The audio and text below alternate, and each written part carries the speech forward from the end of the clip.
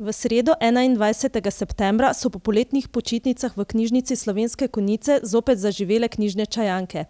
Prva izmed gosti v letošnji sezoni je bila upokojena vzgojiteljica Zinka Ručigaj, avtorica knjige Otroško srce je zaklad.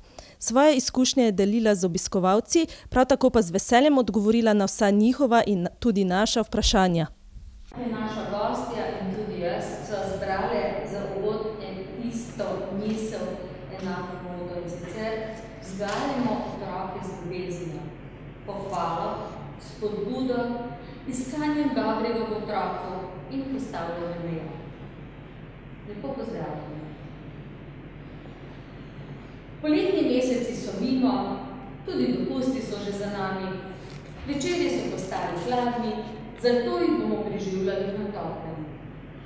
Greli se bomo telo ob zakurjenem kaminu in dušo ob naših čajankah. Nocoj vam predstavljamo gospo Zinko Ručigaj, avtorico knjige Otroško srce je zaklad. Pozdravljeni. Zakaj bi si izmišljala neke uvodne besede, ko pa ničesar ne bi znala tako dobre, jedrnato in s toliko ljubezni povedati, kot je avtorica v svoji knjigi? Citiram. Starši smo tisti, ki imamo svoje otroke najraje. Pa kljub ljubezni včasih ne vemo, ali ravnamo prav ali ne.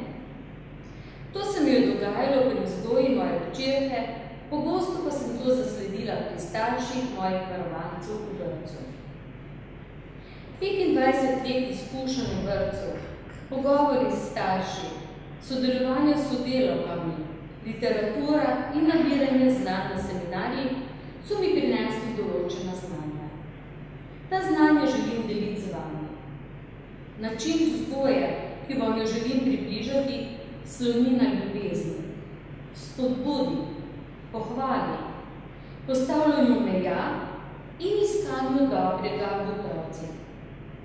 Prav ljubezen, spodbuda, pohvala in postavljanje meja so se pri mojem razmišljanju o vzgoji izkazali med najpomembnejšimi prijemi in pristopi pri vzgoji. In prav tem namenjam največjo pozornost v tej knjigi.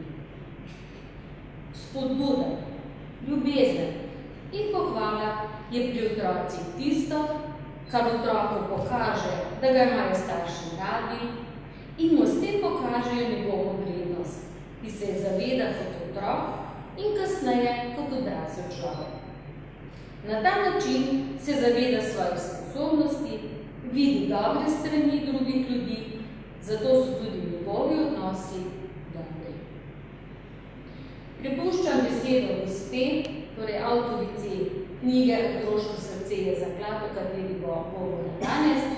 Gospa Ručigaj, prosim, verjamem pa, da se vam bodo ob njenem pripovedovanju pojavljala vprašanja in tudi gospa bo prav gotovo z veseljem odgovorila nam.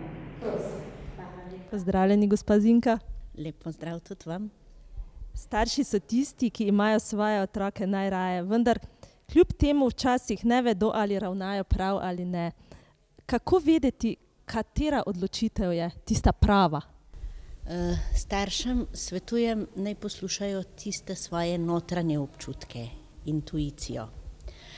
Se pa pogosto naredi, da kasneje ugotovijo, da njihova odločitev ni bila prava.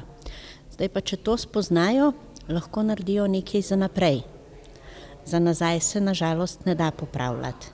Ampak ljudje smo ljudje in ljudje delamo napake. So vam izkušnje v vrtcu pomagale pri vzgoji vaših otrok? Ja, so mi. Moje začetno delo v vrtcu, prvo leto, v tistem času je bila zelo moderna, svobodna vzgoja in jaz sem hotela biti moderna vzgojiteljica. Mi je že v prvem letu pokazala, da to ni vzgoja, s katero bi lahko otrokom pomagali do zdravega odraščanja. Tudi kasneje so bile mnoge izkušnje tiste, ki sem jih lahko ali prenesla od doma v vrtec ali pa iz vrtca domov. Pravite, da je treba v otroku iskati dobre lastnosti. Kaj pa, če ugotovimo, da se le kaj slabega zgodi? Kako je treba pa takrat ravnati? Pravzaprav to se mi zdi pomembno, da iščemo, kar je v otroku dobrega. Tisto, kar je pa slabo, smo pa pravzaprav mi z vzgojo pripomogli, da je tako. In kadar to ugotovimo, je pametno, da še bolj iščemo tisto, kar je dobro in poudarjamo tisto, kar je dobro in potem tisto slabo nekje izzveni. Je primerno in vzgojno svojega otroka primerjati z drugimi in mu dajati kot druge otroke, kot vzor? Ne. Pri otrocih lahko kot primer lahko primerja samo samega s seboj. Nikoli z drugim, ker smo ljudje zelo različni. In spomnim se iz vrtca recimo enega takega primera, ko smo imeli otroka, to so bili majhni otroci, stari recimo 1,5 leta, in ta otrok je bil vedno umazan, še tam, kjer ni bilo treba. In jasno, majčka vsak dan preoblečena pri kosilu, ali pa mogoče še kakšna umazana, če je bilo premalo za preobleči. In mama je vedno govorila, poglej, vsi otroci so čisti, samo ti ne. No, s to mamo sva kar nekaj časa rabile, da sem mi povedala, da naj ga ne primerja z ostalimi, da je on svojsko bitje, tako kot smo vsi. Torej, nikoli ne primerjamo otroka z drugimi otroci. Starši so zaposleni, predvsem mame, in včasih resnično nimamo časa za otroka. Ta pa se potem čuti zapostavljenega, skuša vzbuditi pozornost in tudi kaj ušpiči. Kako pa ravnamo takrat?